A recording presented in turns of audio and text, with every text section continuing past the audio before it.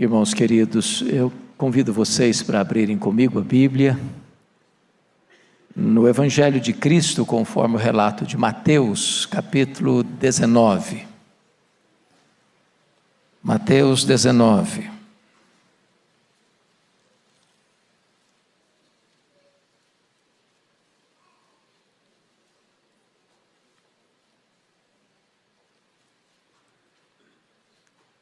O palco mais iluminado, onde a graça de Deus deve ser demonstrada, é na família. O relacionamento que mais eloquentemente demonstra o relacionamento de Cristo com a igreja é o casamento. Então nós vamos ler sobre esse assunto. Mateus 19, a partir do verso 3 ao verso 12, e peço que você mantenha a sua Bíblia aberta nesta passagem após a leitura. Vieram a ele, a Jesus, alguns fariseus, e o experimentavam perguntando: é lícito ao marido repudiar a sua mulher por qualquer motivo? Então respondeu ele: não tendes lido que o Criador desde o princípio os fez homem e mulher, e que disse: por esta causa deixará o homem pai e mãe, e se unirá à sua mulher, tornando-se os dois uma só carne? De modo que já não são mais dois, porém uma só carne. Portanto, o que Deus ajuntou, não o separe o homem.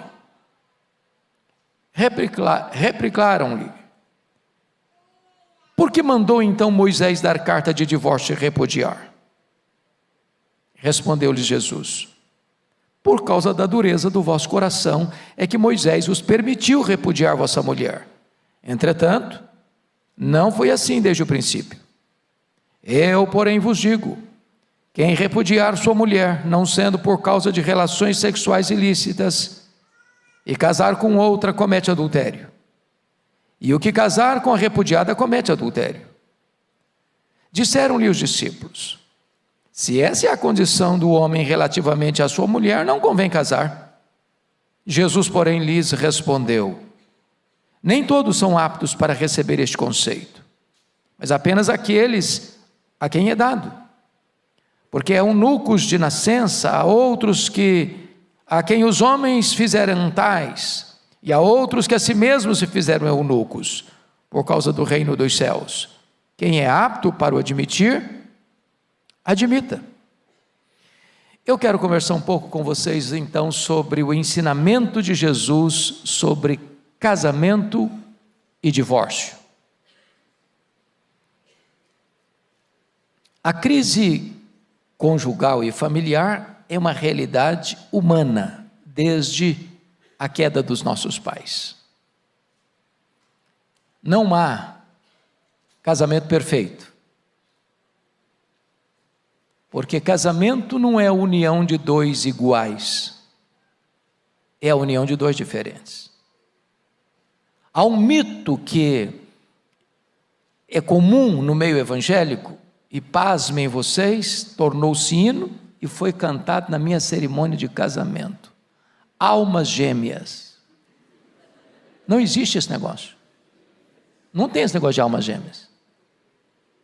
Casamento é a união de duas pessoas diferentes. A Bíblia chega a dizer que casamento é um mistério.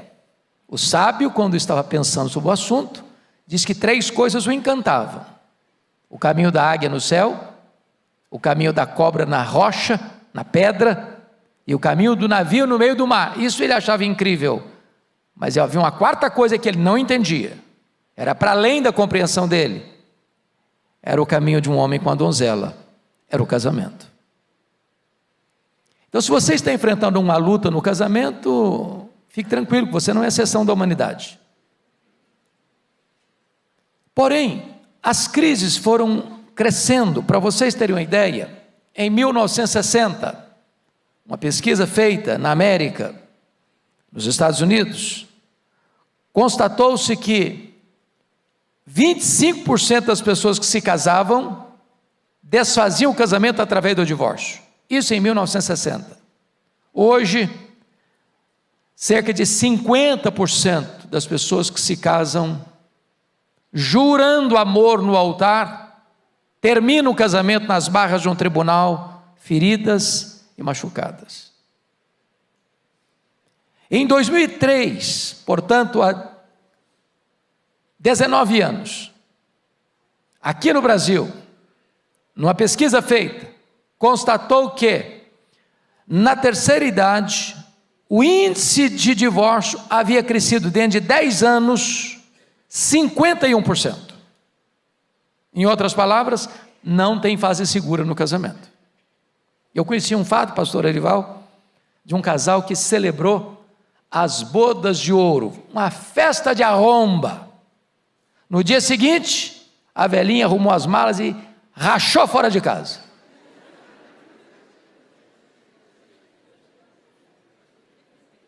Quando o casal mantém a relação por causa dos filhos, e às vezes superando ou sublimando, melhor dizendo, as tensões conjugais, a hora que o ninho fica vazio, um olha para o outro e pergunta: e quem é você? Alguns chegam a pensar que estão dormindo com o inimigo. Então, esta questão é da mais alta importância. Por quê? Porque, estatisticamente, 70% das pessoas que se divorciam e se casam de novo, 70%, descobrem que o segundo casamento foi pior que o primeiro. A solução para um casamento em crise não é o divórcio, é a restauração, é a reconciliação. Até porque as maiores vítimas de um divórcio não são os cônjuges são os filhos. Há filhos que afirmam que o divórcio dos pais foi mais doloroso para eles do que o óbito dos pais. Então é sobre esse assunto que eu quero tratar com vocês nesta noite. Vamos ver, em primeiro lugar, os fundamentos do casamento, e começando aí com a pergunta dos fariseus. Olha o verso 3: vieram a Jesus alguns fariseus e o experimentavam perguntando. Então note que a pergunta é pergunta de algibeira. Eles não estão interessados em aprender com Jesus, eles não estão interessados no conceito adequado, correto de Jesus, eles estão querendo usar o tema casamento e divórcio para pegar Jesus no contrapé, para armar uma armadilha para Jesus. E a pergunta deles é esta: é lícito ao marido repudiar a sua mulher por qualquer motivo? Qual o pano de fundo aqui? Na cabeça deles, eles estão pensando o seguinte: se eles falarem assim, é lícito, eles estão contra Moisés, e Jesus estaria contra Moisés. Se Jesus falasse assim, não é lícito, eles queriam empurrar Jesus para a mesma agenda de João Batista. Vocês se lembram que o precursor de Jesus, o maior homem dentre os nascidos de mulher, foi preso e degolado, porque se posicionou sobre esse assunto? Quando disse para o rei Herodes Antipas: não é lícito você possuir a mulher de seu irmão, e ele foi preso e degolado. Na cabeça desses fariseus, se Jesus dissesse assim, não é lícito, ele estaria se colocando contra o Herodes Antipas, que governava a Galileia, palco maior do ministério de Jesus, e ele colocaria contra Herodes ou contra Moisés. Na cabeça deles, qualquer resposta de Jesus estaria encrencado na situação. Agora vejam vocês a resposta de Jesus. Sempre que alguém chegou para Jesus para colocá-lo contra a parede, com uma pergunta de algibeira, Jesus desmontava a pessoa fazendo outra pergunta. Ele devolvia a pergunta. Olha como é que Jesus responde. Então, versículo 4, então respondeu Jesus: não tendes lido que o Criador desde o princípio os fez homem e mulher, que disse: por esta causa deixará o homem pai e mãe, e se unirá a sua mulher, tornando-se os dois uma só carne? Prestem bem atenção na postura de Jesus. Os fariseus querem tratar do assunto divórcio. Ao responder, Jesus, não, eu não vou tratar de divórcio, eu vou tratar de casamento. Sabe por que Jesus está dizendo isso, irmãos? Se a sociedade hoje discutisse mais e melhor e mais profundamente o que é casamento, nós teríamos menos divórcios. Se a sociedade entendesse o ensinamento de Deus acerca do que é casamento, nós teríamos menos divórcio. A sociedade quer discutir divórcio e não casamento. E se a sociedade vai discutir divórcio, nós vamos encontrar 1000 razões para o divórcio. Mas se a sociedade entender o que é casamento, qual é o ensinamento de Deus sobre casamento, então essa sociedade vai repensar seus valores, vai reprogramar sua agenda e vai entender que casamento é uma instituição divina e divórcio é uma instituição puramente humana. Pois bem, aqui está para mim a necessidade de nós entendermos melhor o que é casamento. Porque, meus amados, por que o divórcio acontece? Via de regra acontece porque os casais vão se machucando, vão se ferindo, o diálogo vai morrendo, a harmonia vai acabando, a poesia vai desaparecendo, os elogios vão sendo substituídos pelas críticas, o romantismo não tem mais, feridas vão sendo abertas, e de certa forma, a morte do diálogo já é uma espécie de separação gradativa, e então, nesse sentido, é muito importante entender que primeiro tem que entender o que é casamento, para depois eu pensar se vale a pena o divórcio. Então, vamos ver o que Jesus trata sobre casamento. Primeiro, veja comigo, ele diz assim: não tendes lido? Sabe o que ele está dizendo? Vocês não conhecem Bíblia? Vocês não sabem o que a palavra de Deus ensina? Vocês que dizem ser tão zelosos da lei, vocês não conhecem a lei de Deus? E quando Jesus fala de Bíblia, Jesus os leva de volta lá para a criação, lá para o preceito inicial.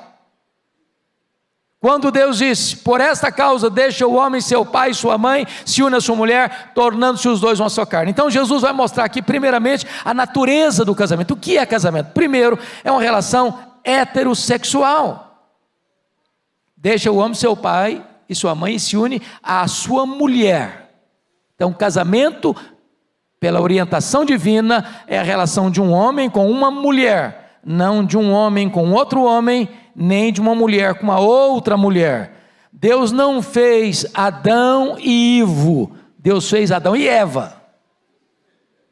A sociedade pode dizer que isso é normal, a sociedade pode aplaudir, a sociedade pode achar que esse é o caminho, mas a eterna palavra de Deus está dizendo que casamento é uma relação heterossexual.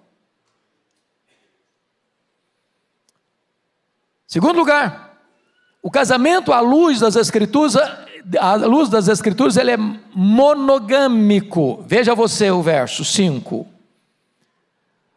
Deixará o homem pai e mãe e se unirá à sua mulher, não às suas mulheres. Então o preceito da criação, o casamento é monogâmico. De tal maneira que a poligamia está fora do projeto de Deus. Tanto a poliginia, um homem ter mais de uma mulher, quanto a poliandria, uma mulher ter mais de um homem, está fora do projeto de Deus. Mas me permita explicar um pouquinho melhor isso aqui. Nós temos autores, inclusive, chamados evangélicos, que defendem a poligamia, com base numa leitura exemplarista. Por exemplo, a pergunta deles: Abraão teve mais de uma mulher? Teve. Ele era um homem de Deus? Era. Bom, então eu posso ter mais de uma mulher e ser um homem de Deus. Jacó teve mais de uma mulher? Teve. Ele era um homem de Deus? Era. Então eu posso ter mais de uma mulher e ser um homem de Deus. Davi teve mais de uma mulher? Teve. Ele era um homem de Deus? Ele era o homem segundo o coração de Deus. Então eu posso ser um homem segundo o coração de Deus e ter várias mulheres. Salomão era um homem de Deus? Era. Ele teve mais de uma mulher? Bom, ele teve 1000. Pensa num problema. Pensa em 1000 sogras. Pensa em alguns milhares de cunhados.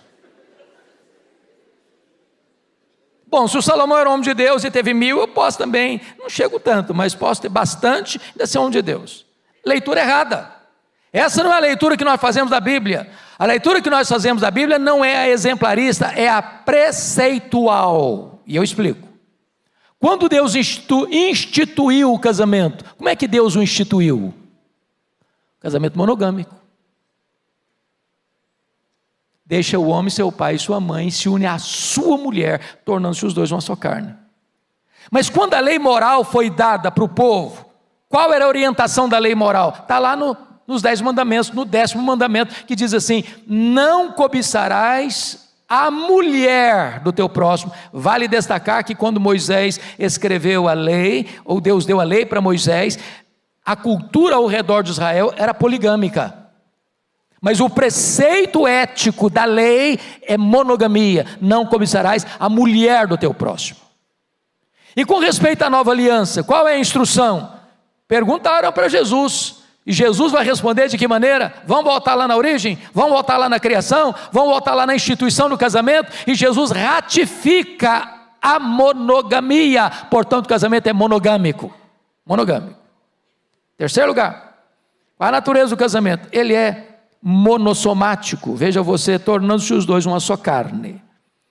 Isso significa, irmãos, que a relação da intimidade sexual, que é proibida por Deus antes do casamento, que é proibida por Deus fora do casamento, é uma ordenança divina no casamento. As pessoas às vezes usam de brincadeiras ou de imagens distorcidas para confundir no imaginário popular a questão sexual, dizendo que a queda dos nossos pais foi porque eles comeram fruto proibido. E o fruto proibido até é uma maçã, e a maçã é um símbolo do sexo, então que os nossos pais caíram porque praticaram sexo no Éden. Mentira! Mentira! A Bíblia não fala que o fruto proibido é a maçã, com certeza não era. A Bíblia não diz que o sexo foi um pecado. Não, Deus ordenou o sexo antes da queda. Antes da queda. O sexo entre marido e mulher não é pecado, é uma ordenança divina. Então não é verdade que o sexo é sujo, que o sexo é pecaminoso, que o sexo é uma coisa ruim. Não, o sexo é bom, é santo, é lindo, é maravilhoso, é deleitoso, e Deus o ordena dentro do contexto do matrimônio. Hebreus 13:4 diz: digno de honra entre todos é o matrimônio e o leito sem mácula. Então essa é a natureza do casamento, conforme o Senhor Jesus vai estabelecendo para nós. Mas veja você, em quarto lugar, que o casamento é indissolúvel. Essa palavra dá urticária em muita gente. Parece um negócio muito radical. Mas olha o que Jesus disse no versículo 6. De modo que já não são mais dois, porém uma só carne. Portanto, o que Deus ajuntou, não o separe o homem. Mas tem gente que tenta dar uma de esperto e diz: ah, pastor, está escrito aqui o que Deus ajuntou, mas deixa eu dizer para o senhor, o meu casamento foi Deus que ajuntou, não. Eu casei, desculpe da expressão, quando se amarrava cachorro com linguiça, eu não sabia de nada não. Fui inocente para o altar, fui como ovelha para o matadouro. Aliás, quando eu me casei na rebeldia, meu pai e minha mãe não queriam, eu me casei assim mesmo.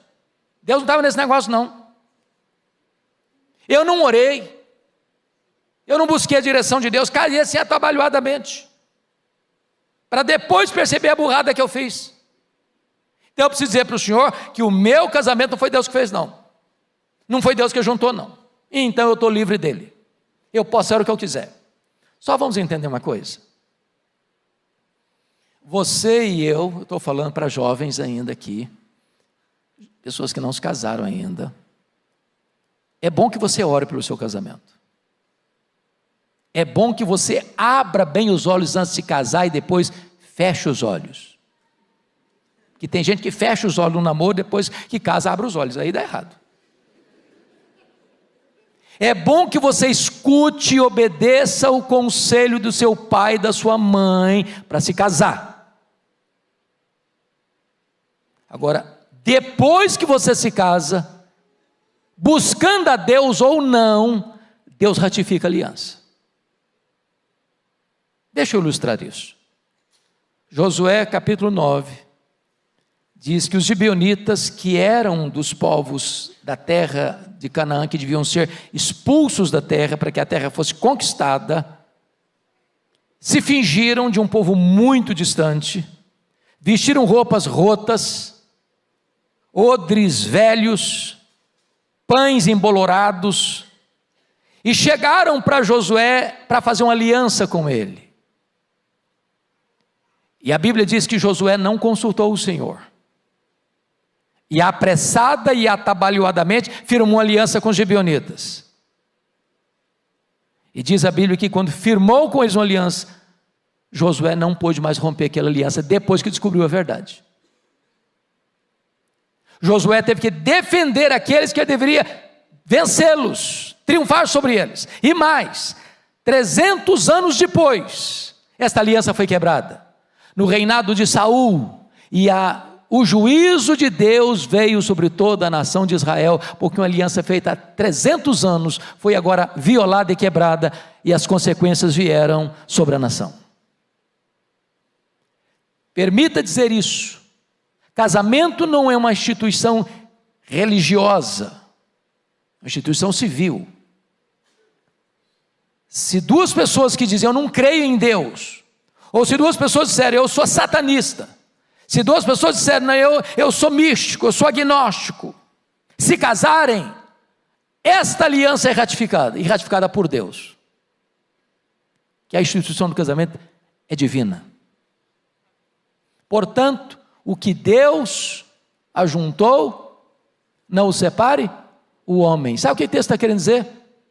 Você pode até ir a um advogado, você pode depois ir a um juiz, depois você pode pegar uma certidão de divórcio num cartório, os papéis podem estar bonitinhos. O que o texto está querendo dizer, e que Jesus está dizendo, é que nenhum homem, seja o pastor, seja o conselheiro, seja o advogado, seja o juiz, seja o tabelião, tem competência para desfazer o que Deus fez. Está desfeito na terra, mas não está desfeito no céu. O que Deus ajuntou, não separe o homem. Mas ainda, quinto lugar, o casamento, primeiro, ele é heterossexual, ele é monogâmico, ele é monossomático, ele é indissolúvel, e em quinto lugar, ele não é compulsório. Olha comigo os versos 11 e 12. Aliás, vamos ler o versículo 10 também.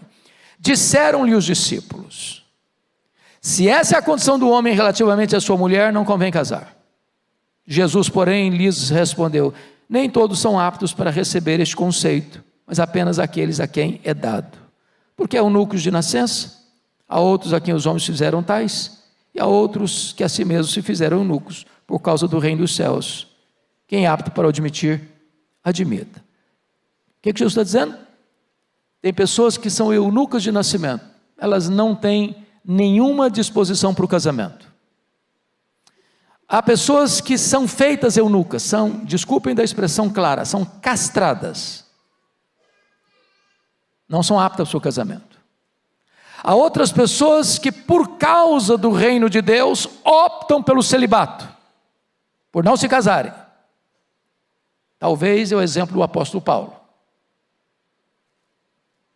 Agora, notem vocês que o celibato nunca é ou nunca deva ser compulsório, porque está em 1 Coríntios 7, 9 assim: caso, pois, não se dominem, que se casem, porque é melhor casar do que viver abrasado.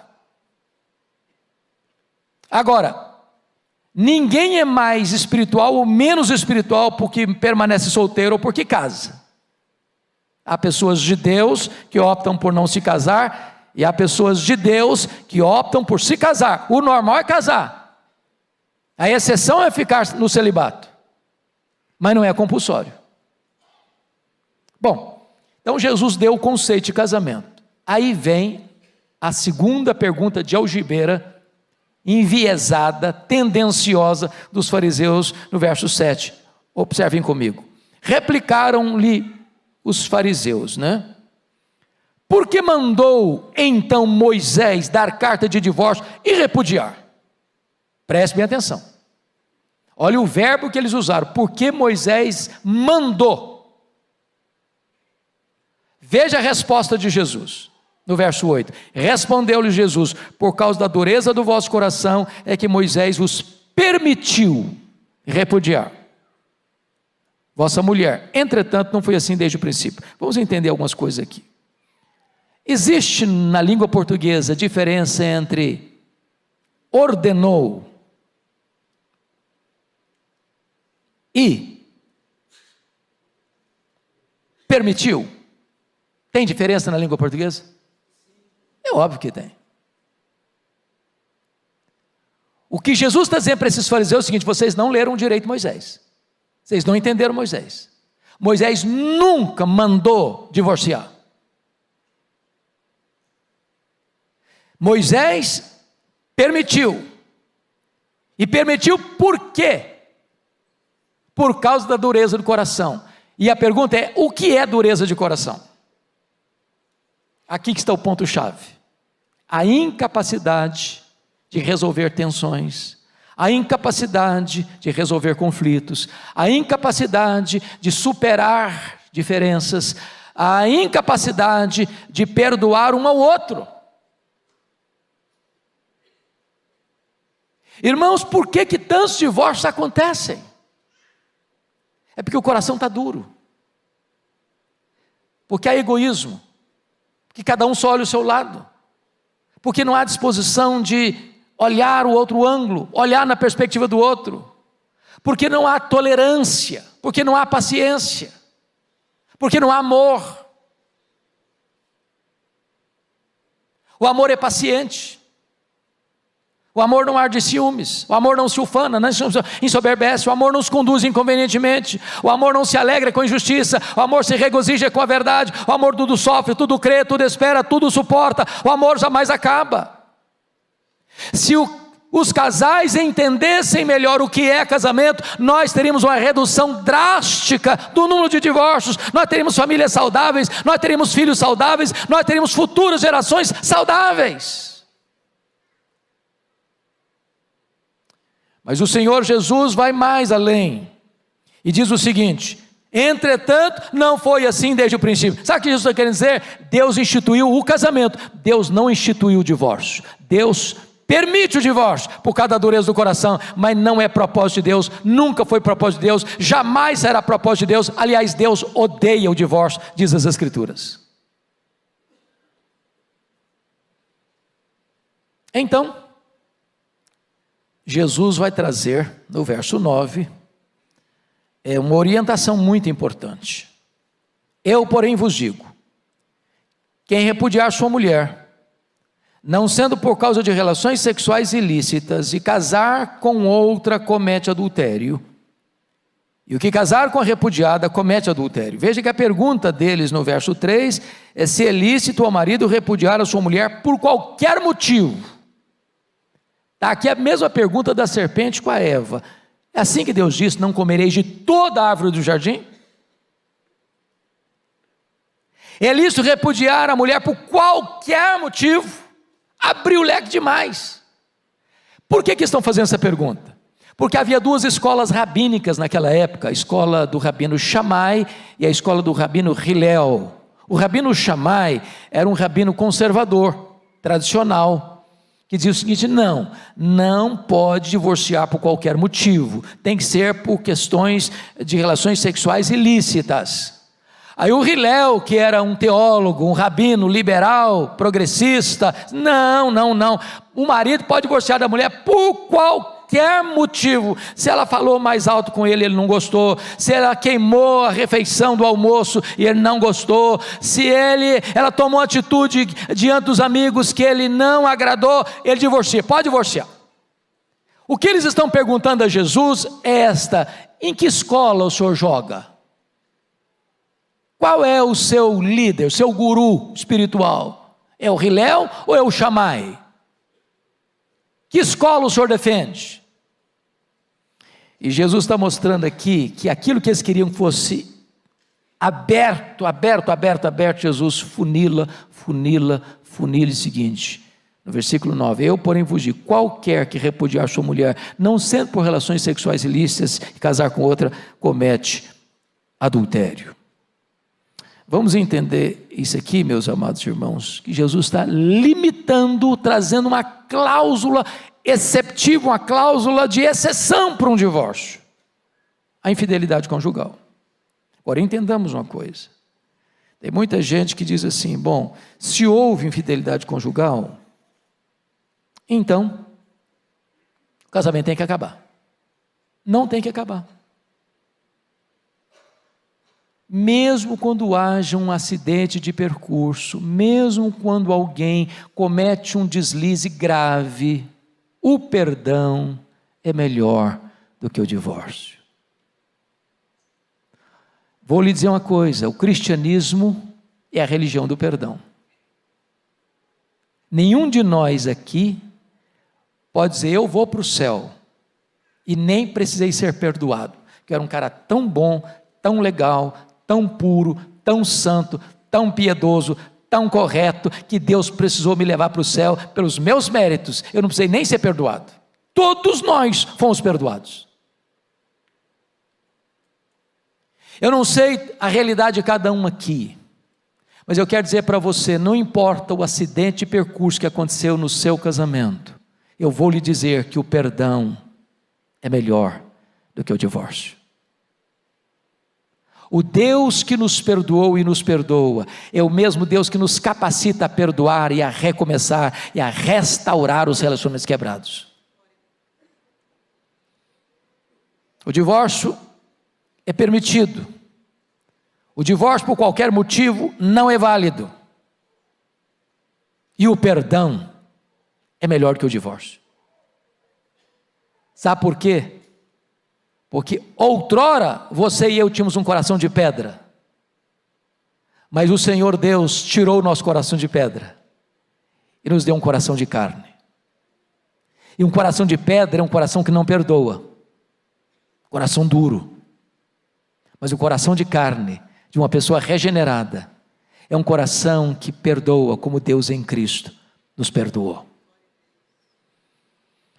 Muito bem, meus amados irmãos, eu queria concluir dizendo para vocês o seguinte: talvez alguém pergunte aí no auditório, alguém que está nos assistindo pergunte: pastor, mas eu já passei por isso, e agora? Eu me casei, e eu talvez não tinha toda essa instrução, ou não tinha todo esse entendimento, e eu me separei, eu divorciei, me casei de novo, e agora? O que vai acontecer comigo? Então me permite dizer uma coisa, a Bíblia diz que só tem um pecado sem perdão, que é a blasfêmia contra o Espírito Santo. A Bíblia diz que a igreja é uma comunidade de cura para as pessoas feridas. Eu queria deixar aqui 2 exemplos. O primeiro deles, da mulher samaritana. Jesus passa pela aldeia de Samaria, porque era necessário ele passar por lá. Tinha outros caminhos, mas dentro da agenda do céu, era necessário. Porque lá ele deveria encontrar uma mulher que tinha uma raça diferente dele, eram inimigos, do ponto de vista de raça. Os judeus não suportavam os samaritanos não suportavam os judeus, e a mulher fez questão de pontuar isso. Eles tinham crenças diferentes. Os samaritanos achavam que devia adorar a Deus no Monte Gerizim, os judeus achavam que devia adorar a Deus em Jerusalém. Jesus não, nem lá nem cá, não é a geografia. Deus é espírito, importa que os seus adoradores o adorem em espírito e em verdade. A cidade de Sicar, na língua original, significa cidade dos bêbados, cidade dos borrachos. Comer um pão de um samaritano era comer pão imundo. E Jesus manda os seus discípulos a Sicar comprar pão. Naquela época, se um judeu se casasse com a samaritana, a família do judeu fazia o funeral simbólico dele, para a família estava morto. E Jesus passa por lá, exatamente porque na agenda do céu, ele queria salvar aquela mulher. E ele começa a pedir um favor para ela: dá-me de beber. Ela diz: mas como assim? Você não sabe que você é judeu, eu sou samaritana? Ah, mulher, se tu conheceras quem te pede, ou o dom de Deus, tu me pedirias e eu te daria água da vida. Como assim? O senhor é maior ou melhor do que o nosso pai Jacó? Nos deu esse poço? E Jesus vai conversando com ela. Lá pelas tantas, Jesus diz assim: vai lá e chama o teu marido. Ela respondeu: eu não tenho marido. E Jesus diz: é verdade, você não tem marido, já teve 5. O que você morar com ele hoje não é seu marido, não. Em outras palavras, Jesus está dizendo: você passou por 5 divórcios, agora você está amaziada com um homem que não é seu marido. Mas mesmo diante desse drama e desse quadro, Jesus prossegue a conversa com ela, até o ponto de se revelar como Messias para ela.